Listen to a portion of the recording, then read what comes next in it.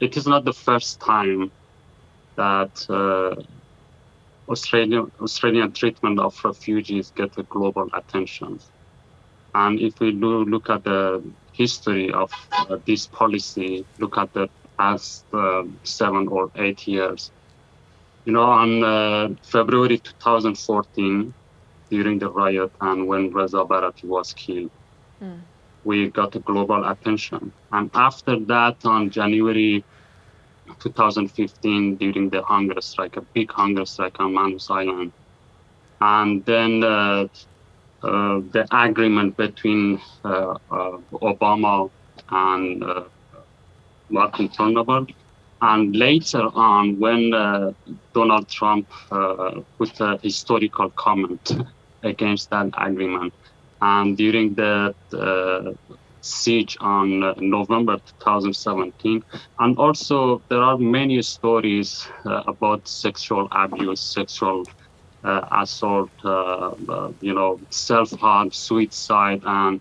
in Nauru Island, in Manus Island. So, I mean, it is not the first time we get global attention, but the problem is that the government always is able, government always is successful to use this to send a message to the Australian people that we are the Liberal Party, we are the only party who is able to protect you. And they make it as a propaganda. So that's why I think with Djokovic saga, with this plight, that media pay attention.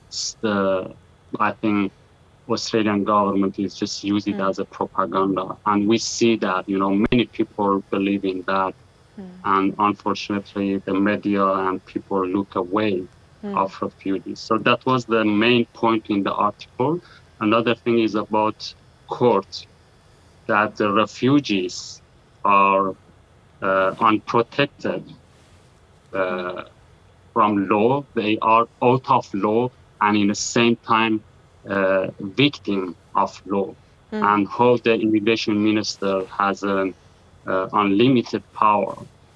And so if we compare Djokovic with refugees, Djokovic is able to defend himself in court, but refugees not. And that is another main point that we should really think about it, that we refugees, we have been dealing with the minister who has a power exactly same as a dictator. So that is a dictatorship system. I don't say that Australia is a dictatorship system, but the system towards refugees is a dictatorship system because an individual has power to make decision, an individual who is above the law.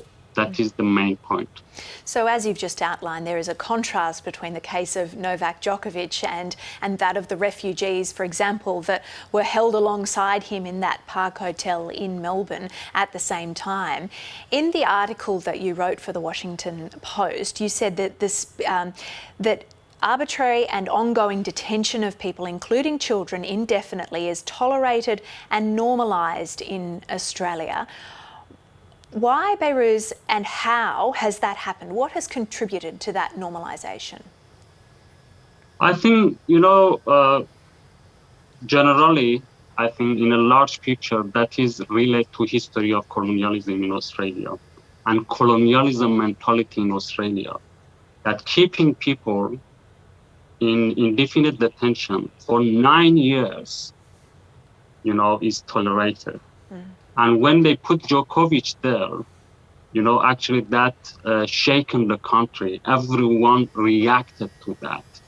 But in the same time, we have people in that hotel. We have 70 people in detention, other detention in Australia. We have 200 people in Port Moresby and Nauru, and they have been there for almost a decade.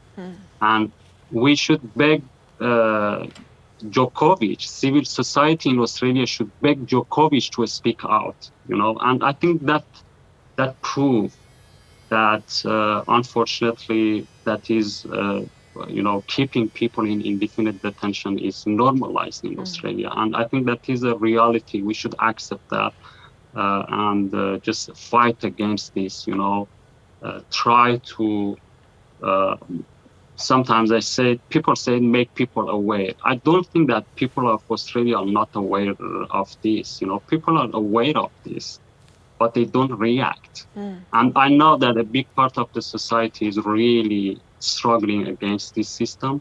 A big part of society are really angry at this policy, and they, they don't tolerate this kind of,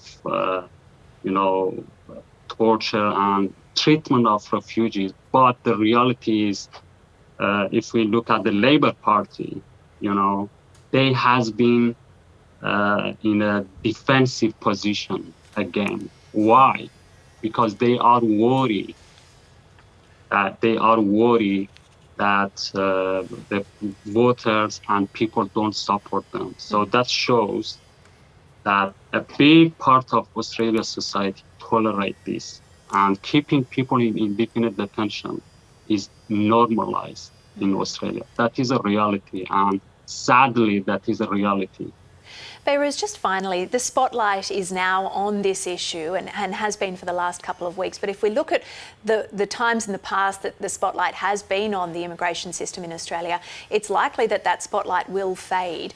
What would lead to ongoing change in this area and attention given to this area, in your opinion? I think, I say to people in Australia, that we should have a short plan, which is fighting and struggling to create a political change. Because if we continue with this system, if you continue with this government and the same people, like the immigration minister and the prime minister, they control the country, I think they will continue to this. This regime of torture will continue.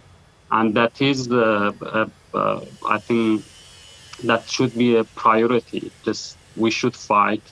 It is before the election, and we know that for the politics, always, over the past 2 years, 2 decades, has been in the heart of propaganda, has been used in the federal election.